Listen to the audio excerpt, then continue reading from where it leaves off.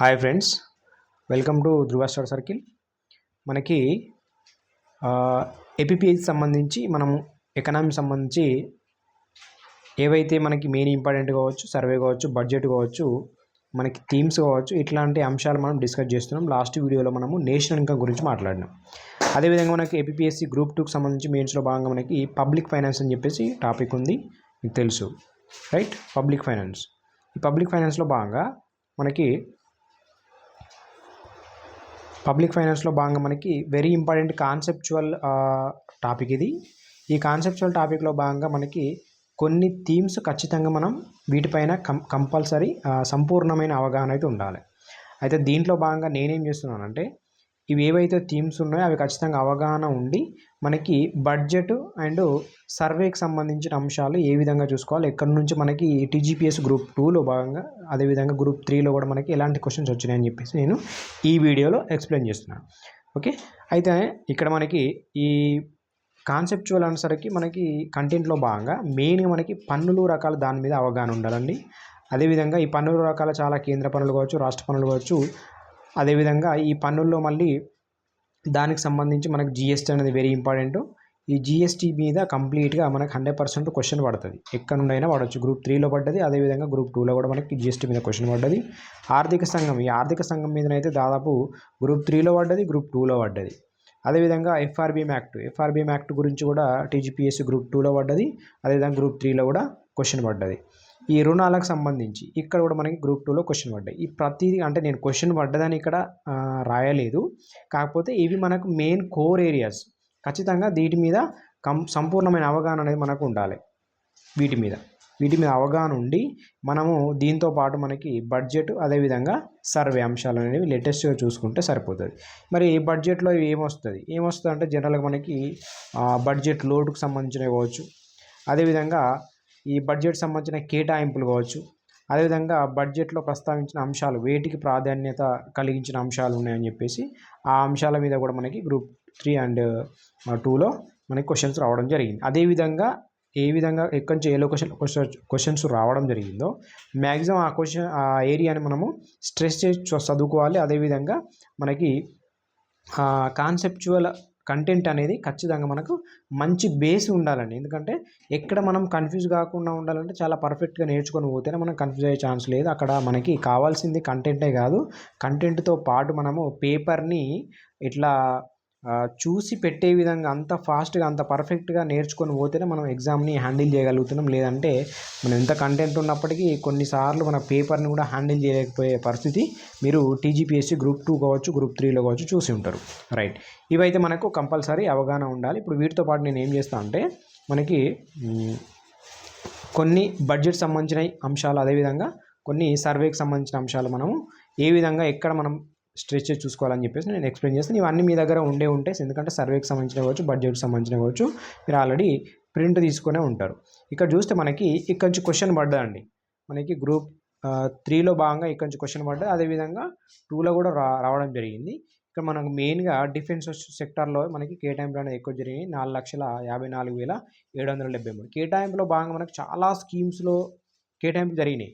But ఇక్కడ expenditure of major schemes అని చెప్పేసి ఇచ్చిండు కదా, ఇవి 100% మనం గుర్తుపెట్టుకోవాలి. వీటితో పాటు కొన్ని మేజర్ స్కీమ్స్ ఇంకా చాలా ఉన్నాయి, వాటిల్లో కూడా కొన్ని స్పెసిఫై చేసి మనం గుర్తుపెట్టుకోవాల్సిన అవసరం ఉంది. ఇక్కడ రూరల్ డెవలప్మెంట్ మనకి 2,65,000 అని చెప్పేసి, అగ్రికల్చరు 1,51,000 కోట్లు అని చెప్పేసి, అదేవిధంగా హోమ్ అఫైర్స్ మనకి 1,50,000 కోట్లు అని చెప్పేసి. ఓకే, ఇట్లా మనం గుర్తుపెట్టుకోవాలి. ఇక్కడ మన ఎడ్యుకేషన్ సంబంధించి అడిగిండు, అదేవిధంగా మనకి హెల్త్ అని చెప్పేసి అడిగిండు అంతకుముందు గ్రూప్ 3లో. రైట్, ఇట్లా మనము ఎడ్యుకేషన్ సంబంధించి, ఐటీకి సంబంధించి, హెల్త్కి సంబంధించి, ఎనర్జీకి సంబంధించి ఇవి మనం చూసుకోవాలి. ఖచ్చితంగా వీటిని మనము మ్యాక్సిమం మైండ్లో ఉండే విధంగా చూసుకొని పోవాల్సిన అవసరం ఉన్నది. రైట్, ఇక్కడ చూసుకుంటే మనకి రూపీ కమ్స్ ఫ్రమ్ అని చెప్పేసి, ఓకే, ఇక్కడి నుంచి కూడా మనకి గ్రూప్ 3లో క్వశ్చన్ పడ్డది. రైట్, ఎట్లా పడ్డది అంటే మనకి మెయిన్గా మనము రూపాయి రాక అని చెప్పేసి చూసుకుంటే, మెయిన్గా ట్యాక్స్లలో చూసుకుంటే మనకి ఇన్కమ్ ట్యాక్స్ నెంబర్ 1 ఉంటుంది. రైట్, దాని తర్వాత మనకి జిఎస్టీ ఉంటుంది, దాని తర్వాత కార్పొరేషన్ ట్యాక్స్ ఉంటుంది. ఇవి ఆర్డర్లో ఉంటాయి. అదేవిధంగా దాని తర్వాత నాన్ ట్యాక్స్ రిసిప్ట్స్ అని చెప్పేసి ఉంటాయి, ఈ ట్యాక్స్ సంబంధించి. కానీ వీటన్నిటికంటే బిఫోర్ ఏముంటుంది అంటే మనకు బారోయింగ్ అండ్ అదర్ లయబిలిటీస్, రుణాలు అని చెప్పేసి మనము ఫస్ట్ మనకు రూపీ రాక ఫస్ట్ ఏదంటే ఫస్ట్ ప్రియారిటీ మనకు రుణాలతోనే, అంటే మనకు లోన్లతోనే ఫస్ట్ అనేది ఎక్కువ మొత్తంలో మనము రూపీ రాక అనేది ఉంటుంది. దాని తర్వాతనే మనకు ఇన్కమ్ ట్యాక్స్ ఉంది, దాని తర్వాత జిఎస్టీ అనేది ఉంది. ఈ ఆర్డర్లో మనం 100% గుర్తుపెట్టుకోవాలి. ఇక్కడ నుండి 100% క్వశ్చన్ అనేది మనకి పడుతుంది. ఓకే, ఏ లొకేషన్లో క్వశ్చన్ పడుతుందో ఆ లొకేషన్ 100% మన మైండ్లో ఉంచుకొని పోవాల్సిందే అంతే ఇక. అదేవిధంగా రూపీ గోస్ట్, ఈ రూపీ గోస్ట్ చూసుకుంటే మనకు మేజర్గా ఈ స్టేట్కి సంబంధించిన షేర్స్ ఏవైతే ఉంటాయో, ట్యాక్స్లో మనకు షేర్ ఉంటుంది కదా, కేంద్ర పన్నుల్లో మనకి రాష్ట్ర పన్నుల వాటా అని చెప్పేసి ఉంటుంది, అది మనకు మేజర్గా ఉందండి. ఇక్కడ నుంచి క్వశ్చన్ పడే అవకాశం ఉంది. ఈ 21% ఉంటుంది. దాని తర్వాత మనకి ఇంట్రెస్ట్ పేమెంట్స్ అనేది 19% ఉన్నది. సెకండ్ మనకి థర్డ్ వచ్చేసి మనకి సెంట్రల్ సెక్టార్ స్కీమ్స్కి మాత్రం థర్డ్ మనకి రూపీ అనేది వెళ్తుంది. రూపాయి పోక అని చెప్పేసి పిలుచుకుంటాం. ఇట్లా మనకి ఇవి ఆర్డర్లో గుర్తుపెట్టుకోవాలి. రూపాయి పోక ఎక్కడ ఉంది, రూపాయి రాక ఏ విధంగా ఉందని చెప్పేసి. నెక్స్ట్ చూస్తే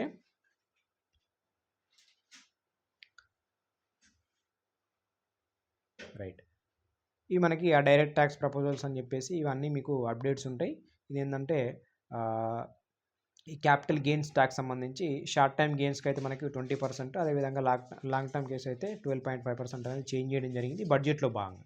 ఇది మనకు జనరల్గా ఎంత ఉంటుందంటే 1.25 lakhs పర్ ఇయర్కి సంబంధించి ఇది లిమిట్ అనేది ఎగ్జంప్షన్ అయిపోయింది. అది చూసుకోవాలి. ఒకటి బడ్జెట్లో భాగంగా మీరు ఆల్రెడీ చూస్తూ ఉంటారు. ఏంజల్ ట్యాక్స్ అనేది మనకి ఇప్పుడు ప్రస్తుతానికి అబాలిష్ అయిపోయింది, లేదు అని చెప్పి చూసుకోవాలి. రైట్, అదేవిధంగా ఈ కార్పొరేట్ ట్యాక్స్ కానీ మనకి 40% నుంచి మనకి 30% తగ్గించడం జరిగింది, 35% అని చెప్పేసి చూసుకోవాలి. ఇక స్లాబ్స్ అయితే అవే ఉన్నాయి, కాకపోతే ఇక్కడ పర్సంటేజ్ కొంచెం చేంజ్ చేయడం జరిగింది. అంటే 0 to 3 అదే ఉంది, కానీ 3 to 7 కానీ 7 to 10 కానీ 10 to 12 అని 12 to 15 అని 15 ఎబోవ్ అని చెప్పేసి. ఇది మనకి ట్యాక్స్ మన ఇన్కమ్ ట్యాక్స్ సంబంధించి. దీంట్లో ఒకటి స్టాండర్డ్ డిడక్షన్ అనేది 50,000 నుంచి 75,000కు పెరిగింది. అదేవిధంగా డిడక్షన్ అండ్ ఫ్యామిలీ పెన్షన్ కూడా సంబంధించి 15,000 నుంచి మనకి 25,000 అని చెప్పేసి పెరగడం జరిగింది. అదొకటి చూసుకోవాలి. ఓకే, నెక్స్ట్ ఈ ఫోకస్ ఆన్ మేజర్ క్యాష్ అని చెప్పేసి ఉన్నది, దీన్నే జ్ఞానం అని చెప్పేసి పిలుస్తాం, ప్రతి ఒక్కరికి తెలుసు, ఇది ఒకటి. నెక్స్ట్ చూస్తే మనకి బడ్జెట్ సంబంధించి థీమ్స్ ఏమేమి ఉన్నాయంటే మనకి దీన్ని ఎంఎస్ఎంఈ అని చెప్పేసి మనం షార్ట్గా పిలుచుకోవచ్చు. ఎంప్లాయ్మెంట్ కానీ స్కిల్లింగ్ అని చెప్పేసి, ఎంఎస్ఎంఈ అని చెప్పేసి, మిడిల్ క్లాస్ అని చెప్పేసి వీటి మీద ఎక్కువ ఫోకస్ చేయడం జరిగింది. ఇక్కడ అలొకేషన్ ఆఫ్ మేజర్ స్కీమ్స్ ఉన్నాయి, ఇవి ఒక్కసారి మీరు ఫోకస్ చేయండి, ఇందులోకి వెళ్ళి క్వశ్చన్ పడుతుంది. నెక్స్ట్ చూస్తే కీ ఫీచర్స్లో భాగంగా మనకి బడ్జెట్లో భాగంగా ఇక్కడ నుంచి మన గ్రూప్ 2లో క్వశ్చన్ పడుతుందండి. ఇక్కడ మనకి ఏమడిగిందంటే ఈ గ్రూప్ 2 యొక్క బడ్జెట్ ప్రియారిటీస్లో భాగంగా 9 ఉన్నాయి. ఈ 9 ప్రియారిటీస్ని క్షుణ్ణంగా ఆల్రెడీ డెప్త్గా చదువుకొని పోవాలి, ఎందుకంటే ఎక్కడి నుంచి డెప్త్ పడే అవకాశం కూడా ఉంది. అంటే ఈ 9 ఏంటో మనం గుర్తుపెట్టుకుంటూనే ఈ 9లో ఉన్న అంశాలు ఏ విధంగా ఉన్నాయని చెప్పేసి చూసుకోవాలి. ఇదే మనకి 9 ప్రియారిటీ బడ్జెట్ అని చెప్పేసి పిలుచుకోవచ్చు. ఓకే, 9 ప్రియారిటీస్ ఇన్ ద 100% ఇక్కడ క్వశ్చన్ పడుతుంది, గుర్తుపెట్టుకోవాలి. ఇక్కడ మనకు వచ్చేసి మేజర్గా మనకి స్కీమ్స్, ఇగో ఇందులో నుండి కూడా మనకి క్వశ్చన్ రావడం జరిగింది. ఎక్కడ నుండి వచ్చిందంటే గ్రూప్ 2లో మనకి క్వశ్చన్ పడ్డది. అంటే వాళ్ళు అడగడం కూడా ఏ విధంగా అడుగుతున్నారంటే జస్ట్ మనకి 23, 24 కాదు, 24, 25 కూడా కాదు, 22, 23కి సంబంధించింది మనకి ప్రధానమంత్రి ఆవాస్ యోజన కింద ఎన్ని కేటాయింపులు అని చెప్పేసి అడగడం జరిగిందండి. ఆ క్వశ్చను అట్లా అడిగినప్పుడు మనం జస్ట్ 23, 24 చూసుకొని పోతాం. కానీ ఇక్కడ ఏమైందంటే ఇగో ఇక్కడ చూడండి, ఇగో ప్రధానమంత్రి ఆవాస్ యోజన, ఇది ఒక 17 నంబర్ స్కీమ్లో భాగంగా ఇన్ని కేటాయింపులు అని చెప్పేసి మనకి ఇవ్వడం జరిగింది. మనం ఏం చూసుకుంటాం, గిజ్ చూసుకుంటాం లేదా గిజ్ చూసుకుంటాం, 24, 25 లేదా 23, 24 చూసుకుంటాం. ఇక్కడ 22, 23కి సంబంధించిన ఈ కేటాయింపులు అడిగారు. ఓకే, ఇక్కడ నుంచి మనకి క్వశ్చన్ పడ్డది. అట్లా అని చెప్పేసి మనం అన్ని బట్టి పట్టుకొని పోలేం కాబట్టి మేజర్ స్కీమ్స్కి కేటాయింపులు అనేది మనం చూసుకోవాలి మెయిన్గా ఇది. నెక్స్ట్ ఇక బడ్జెట్కి సంబంధించి కంప్లీట్ బడ్జెట్ ఫిగర్ ఎంత అనేది చూసుకోవాలి ఇక్కడ. ఓకే, అదొకటి. ఇంకొకటి ఇక్కడ వెరీ ఇంపార్టెంట్, ఇక్కడ మనకు క్వశ్చన్ పడుతుంది. మనం ముఖ్యంగా చేయాల్సింది ఏంటంటే క్వశ్చన్ పడే లొకేషన్ ఏదని చెప్పేసి ఫస్ట్ మనం తెలుసుకోవాలి, దాన్ని బట్టి ప్రిపరేషన్ అనేది కంటిన్యూ చేసుకోవాలి. రైట్, ఇక్కడ మనకి ట్యాక్స్ రిసిప్ట్స్ అనేది మనకి ఎట్లా ఉన్నదంటే 11.8% అనేది జీడిపిలో ఉంది. ట్యాక్స్ జీడిపి రేషియో ఎంత అంటే 11.8%. దాంట్లో మనకి మళ్ళీ డైరెక్ట్ ట్యాక్స్ జీడిపి రేషియో ఎంత అంటే 6.8%, ఇండైరెక్ట్ ట్యాక్స్ జీడిపి రేషియో ఎంత అంటే 5%. ఇవి మనం గుర్తుపెట్టుకోవాలి. ఇక్కడి నుంచి పడుతుంది క్వశ్చన్. ఓకే. ఇది ఈ నెట్ రిసిప్ట్స్ అని సెంటర్స్ అని చెప్పేసి ప్రతిది కాదు కానీ ఇక్కడ మనకి లోట్లు ఉన్నాయి. ఇక్కడ నుంచి మళ్ళీ క్వశ్చన్ పడుతుంది. ఇక్కడ ఆల్రెడీ మనకి పడ్డది. కాకపోతే ఇది అడగలేదు. ఏం అడిగిందంటే మనకి రెవెన్యూ మనకి ఫిజికల్ డెఫిసిట్ సంబంధించి మనకి మధ్యంతర బడ్జెట్ సంబంధించి అడిగింది. అది ఎంత అంటే 5.6%. ఎంత? 5.6%.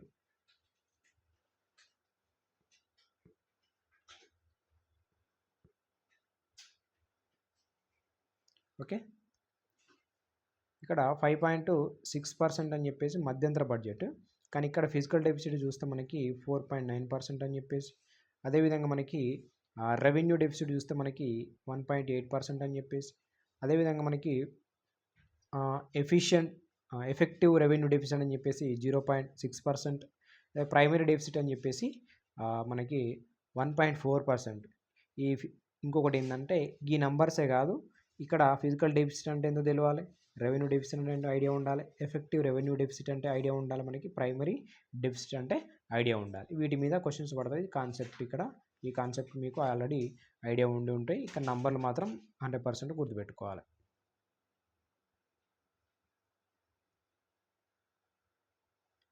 రైట్. ఓకే. ఫైనల్గా మనము టాపిక్లో భాగంగానైతే ఇవి ఖచ్చితంగా గుర్తుపెట్టుకోవాలి. ఇక్కడ నుండి మనకి క్వశ్చన్స్ ఇదే ఇప్పుడు చెప్పిన ఈ పబ్లిక్ ఫైనాన్స్ సంబంధించి ఓన్లీ ఇవే. అంటే నేను ప్రతి పాయింట్ నేను ఎక్స్ప్లెయిన్ చేయలేదు. కాకపోతే ఎక్కడి నుండి ఏ లొకేషన్ నుంచి మనకు క్వశ్చన్ వస్తుంది అని చెప్పేసి మనకి 100% గెట్ చేయొచ్చు. వీటిని బట్టి మనం చదువుకుంటే 100% మనం పబ్లిక్ ఫైనాన్స్ నుంచి మిస్ అయ్యే ఛాన్స్ లేదు. బడ్జెట్ను బాగా తరోగా చదవాలి. దీనికి సంబంధించి బడ్జెట్ సంబంధించి పబ్లిక్ ఫైనాన్స్ అందులో మ్యాక్సిమం అప్డేట్ సంబంధించిన అంశాలు ఉంటాయి. అదేవిధంగా కాన్సెప్చువల్ కూడా మనకి ఈ టాపిక్ నుంచి చూసుకుంటేనే మనం స్కోరింగ్ చేయగలుగుతాం. ఓకే. మళ్ళీ మనము నెక్స్ట్ టాపిక్లో కంటిన్యూ చేద్దాం. ఓకే. మీరు ఛానల్ కనుక సబ్స్క్రైబ్ చేసుకోకపోతే ఖచ్చితంగా సబ్స్క్రైబ్ చేసుకోండి. ఇలాంటి అప్డేట్స్ మనకి రెగ్యులర్గా మనం ఎకనామీ మీద అందిస్తూనే ఉంటాం. Okay. Thank you so much. ఈ పీడిఎఫ్ మీకు నేను గ్రూప్లో పోస్ట్ చేస్తాను. టెలిగ్రామ్ గ్రూప్ ఉంది, ధృవ స్టడీ సర్కిల్ అని చెప్పేసి, అందులో ఉంటుంది, మీరు చూసుకోవచ్చు.